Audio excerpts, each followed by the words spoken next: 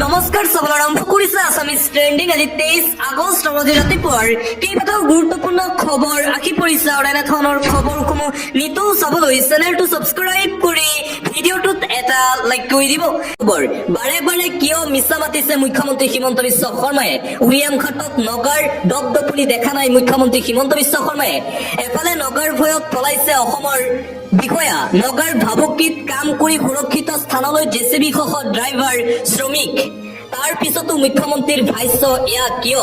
শেহতীয়াকৈ উৰিয়াম ঘাটত নগাৰ উপদ্ৰৱ বৃদ্ধি পোৱাৰ পিছতে মুখ্যমন্ত্ৰী হিমন্ত বিশ্ব শৰ্মালৈ এই প্ৰশ্ন উত্থাপন কৰিছে ইউনুছ তামুলীয়ে কৈছে, বাৰে বাৰে মুখ্যমন্ত্ৰী হিমন্ত বিশ্ব শৰ্মাই কৈ আছে নগাই হেনো আগ্ৰাসন চলোৱা নাই উৰিয়াম ঘাটত, কিন্তু মুখ্যমন্ত্ৰী হিমন্ত বিশ্ব শৰ্মাৰ মন্তব্যৰ বিপৰীত ছবি এইবাৰ উৰিয়াম ঘাটত নগাই দপদপনি সৃষ্টি কৰাৰ লগতে উৰিয়াম ঘাটৰ অসমৰ ভূমিত এতিয়া নগাই স্থাপন কৰিছে দোকান। তথাপিও মুখ্যমন্ত্ৰী হিমন্ত বিশ্ব শৰ্মাই এইবোৰ দেখা নাপায় আৰু এইদৰে মুখ্যমন্ত্ৰী হিমন্ত বিশ্ব শৰ্মালৈ কেইবাটাও প্ৰশ্ন উত্থাপন কৰিছে ইউনুছ তামুলীয়ে।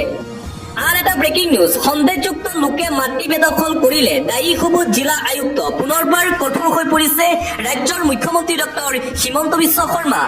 এতিয়াৰে পৰা চৰকাৰী ভূমি বেদখল হ'লে দায়ী হ'ব জিলা আয়ুক্তসকল।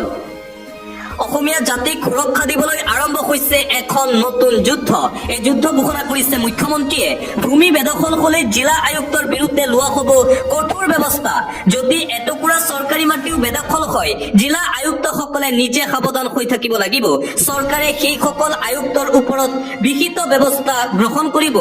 অসমৰ প্ৰতিজন আমোলা বিষয়াক মুখ্যমন্ত্ৰী হিমন্ত বিশ্ব শৰ্মাৰ এই বিশেষ আহ্বান।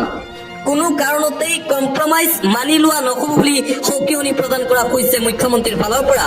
আয়ুক্ত আমোলৰ চকুৰ সন্মুখতে যেতিয়া হাজাৰ হাজাৰ বিঘা ভূমি বেদখল হৈছে, আপোনালোকে তেতিয়া কি কৰি আছিল? এতিয়াৰ পৰা যদি কোনো বেদখলকাৰীয়ে চৰকাৰী ভূমি বেদখল কৰে, তেন্তে তাৰ বাবে দায়ী হ'ব ডিচি সকল। কঠোৰ হৈ পৰিছে মুখ্যমন্ত্ৰী হিমন্ত বিশ্ব শৰ্মা। অসমৰ প্ৰতিটুকুৰা ভূমি বেদখল মুক্ত কৰা হ'ব, এয়া আমাৰ সংকল্প। জিলা আয়ুক্তক সকিয়নি মুখ্যমন্ত্ৰী ডক্টৰ হিমন্ত বিশ্ব শৰ্মাৰ। আন এটা ব্ৰেকিং নিউজ, উৰিয়াম ঘাটৰ উচ্ছেদত স্থগিতাদেশ জাৰি কৰিছে উচ্চতম ন্যায়ালয়ে।